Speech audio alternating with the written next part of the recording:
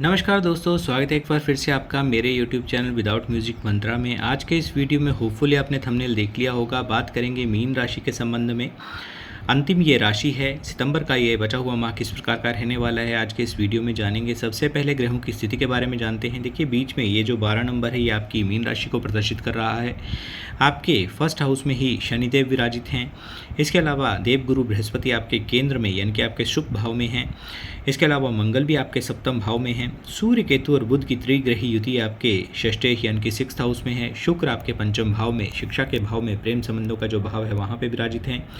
और आपके राहु देव जो हैं वो आपके 12वें भाव में विराजित हैं। राहु और जो शनि हैं यानी कि राहु देव और शनिदेव आपके ये दोनों राशियों में कुंभ और मीन में काफ़ी लंबे समय तक रहने वाले हैं। तो इसका प्रभाव विशेषता आप पर रहेगा काफ़ी लंबे समय तक, इसका विशेष ध्यान रखें। सबसे पहले यदि आपके स्वास्थ्य के संबंध में बात करें तो देखिए, आपका पीक टाइम चल रहा है शनि 7.5 का, सेकंड फेज चल रहा है। स्पेशली अभी जो पीरियड चल रहा है उसमें शनिदेव बहुत ही आपसे मेहनत करवाने का कार्य करेंगे, चाहे घर परिवार की बात हो या ऑफिस की बात हो। आप कई बार डिप्रेस भी हो जाएंगे, लेकिन मेहनत इस दौरान ज़्यादा करनी पड़ेगी और उसके जो रिटर्न में रिजल्ट्स हैं वो बहुत ही कम मिलेंगे। इस प्रकार की स्थितियाँ रहेंगी। यदि स्वास्थ्य की विशेषता बात करें तो देखिए, किसी प्रकार का, क्योंकि आपके फर्स्ट हाउस में शनिदेव हैं, तो जोड़ों से संबंधित किसी प्रकार की समस्या आपको इस पीरियड में हो सकती है। पेन हो सकती है, ग्रहों की स्थिति के अकॉर्डिंग सर्वाइकल हो सकता है, या किसी प्रकार की अचानक होने वाली हेडेक का भी सामना आपको करना पड़ सकता है। लेकिन फिर भी आपकी इम्यूनिटी स्ट्रांग रहेगी, क्योंकि देवगुरु बृहस्पति आपके केंद्र में विराजित हैं, अपनी ही राशि को कर्म क्षेत्र पर देख रहे हैं। तो जितना ज़्यादा अपने आप को आप अपने कर्म में इन्वॉल्व रखेंगे, उतना ही आपकी स्थितियाँ स्पेशली हेल्थ को लेकर, स्वास्थ्य को लेकर अच्छी ही रहने वाली हैं। बात करते हैं शिक्षा के संबंध में। देखिए, आपकी शिक्षा का जो भाव है पंचम भाव, जहाँ पे शुक्रदेव विराजित हैं, तो यहाँ पे भी स्थितियाँ आपके लिए शुभ ही निर्मित होती हैं। और स्पेशली देखिए, जैसे ही बुध जो हैं वो आपके कन्या राशि में जाएंगे यानी कि उच्च के एक्साल्टेड हो जाएंगे, तो आपके लिए और भी शुभ स्थितियाँ निर्मित हो जाएंगी। स्पेशली शिक्षा के संबंध में किसी भी प्रकार की शिक्षा आप ले रहे हैं उसमें अच्छा ही रिजल्ट आपका रहने वाला है। और यदि कोई एग्ज़ाम चाहे गवर्नमेंट सेक्टर से संबंधित हो, बैंकिंग से संबंधित हो स्पेशली, तो उसमें भी सफलता के निश्चित तौर पर आपके लिए योग बनते हैं। स्पेशली 15 सितंबर के पश्चात जैसे ही बुध जो है वो कन्या राशि में जाएंगे, तो स्थितियां आपके लिए शुभ निर्मित होंगी। इसके अलावा देखिए, यदि आपके वैवाहिक संबंधों की बात की जाए तो यहाँ भी आपके सप्तम भाव के स्वामी आपके बुधदेव बनते हैं। तो किसी प्रकार की कोई अनबन की स्थितियाँ या आपके पार्टनर की हेल्थ में किसी प्रकार का कोई इशू चल रहा था, तो 15 सितंबर के पश्चात स्थितियाँ शुभ निर्मित होंगी।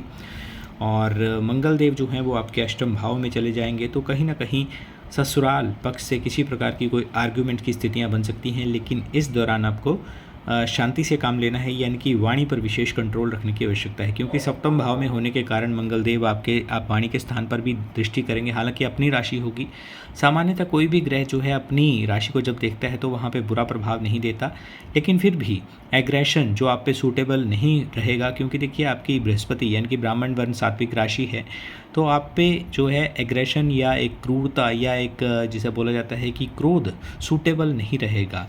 तो कहीं ना कहीं शांति को अपनाना आपके लिए बहुत ज़्यादा फेवरेबल रहेगा इन कंडीशंस में। अब बात करते हैं सबसे महत्वपूर्ण विषय यानी कि आपके भाग्य, आपके करियर के संबंध में। तो देखिए, भाग्य भाव के स्वामी जो हैं वो बनते हैं मंगल देव, और मंगल देव देखिए आपके अष्टम भाव में आ जाएंगे। तो इस माह ये जो स्थितियाँ बनती हैं, आपका भाग्य जो है वो एवरेज रहेगा, साधारण रहेगा, और बहुत ज़्यादा आप एक्सपेक्टेशन नहीं कर सकते, लेकिन फिर भी एटलीस्ट 35% जो है यानी कि एक पास मार्क्स जिस तरह से होते हैं उस प्रकार की स्थितियाँ आपको भाग्यवश मिलती हैं। बात करें यदि आपके करियर की, नौकरी, व्यापार, धंधे की, तो देखिए गुरु की सप्तम दृष्टि आपको पूर्णतः बचा रही है, क्योंकि केंद्र में आपके फोर्थ हाउस में गुरु यानी कि आपके सुख भाव में बैठे हुए हैं। और अपनी ही दूसरी राशि, जो एक तो राशि देखिए आपकी मीन राशि है, और दूसरी जो गुरु की राशि होती है वो धनु राशि होती है, एग्रेशन से संबंधित होती है। हालांकि एग्रेशन से गुरु को पूर्णतः नहीं जोड़ा जा सकता, लेकिन फिर भी थोड़ा सा दम्भ, थोड़ा सा अनुशासन लिए हुए जो राशि होती है उस पर दृष्टि है देवगुरु बृहस्पति की।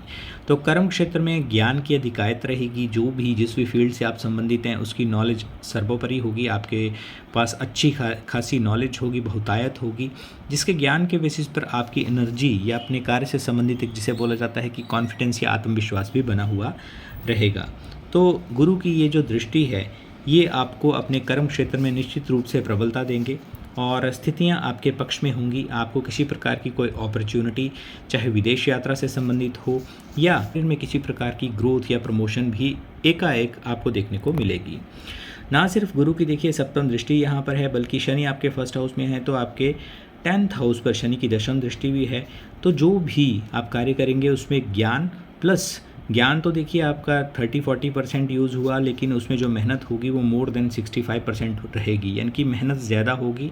और ज्ञान का प्रयोग मतलब बात ऐसी होगी या सिचुएशन ऐसी होगी कि जिसमें आपकी इन्वॉल्वमेंट होना भी ज़रूरी है, आपके बिना काम भी नहीं चलेगा, लेकिन आपको उसके रिटर्न में जो आपने टाइम दिया, नाइट शिफ्ट लगाई या जितना भी आपने वहाँ पे अपने कार्यक्षेत्र में समय गुजारा है, उसके कंपैरिजन में आपको मिलने वाला जो रिटर्न है अभी, क्योंकि आपका देखिए सेक्स चल रहा है और सेकंड फेज में शनि का जो एक रहता है उसमें प्रबलता रहती है, आपके कर्म को लेकर प्रबलता रहती है, आपकी मेहनत को लेकर। जितनी ज़्यादा इसमें आप मेहनत करेंगे, नो डाउट यदि आपके कर्म अच्छे हैं, आपकी स्थितियाँ और कुछ कुंडली के लिहाज से, क्योंकि देखिए गोचर की स्थिति है, यदि आपकी जो पर्सनलाइज चार्ट है उसमें यदि शनि आपके अच्छे हैं तो निश्चित रूप से आने वाला समय, यानी कि अभी समय तो काफ़ी है, सेकंड फेज़ अभी हाल ही में चेंज हुआ है, जब थर्ड फेज़ आएगा तो उसमें आपको एक इनाम या एक उपहार स्वरूप भी शनि निश्चित रूप से नवाजेंगे, क्योंकि जो न्याय के देवता होते हैं वो जितनी आप मेहनत इस पीरियड में कर लेंगे उतना ही बड़ा आपको उपहार या पुरस्कार जाते हुए देंगे भी। लेकिन अपने कर्मों पर और अपनी मेहनत पर कभी भी उसमें एक कॉम्प्रोमाइज़ ना करें और स्थितियां आपके लिए शुभ ही बनेंगी। बात करें यदि जॉब के संबंध में तो देखिए 17 सितंबर के पश्चात जॉब की जो प्रोबेबिलिटी है वो अच्छी बनती है।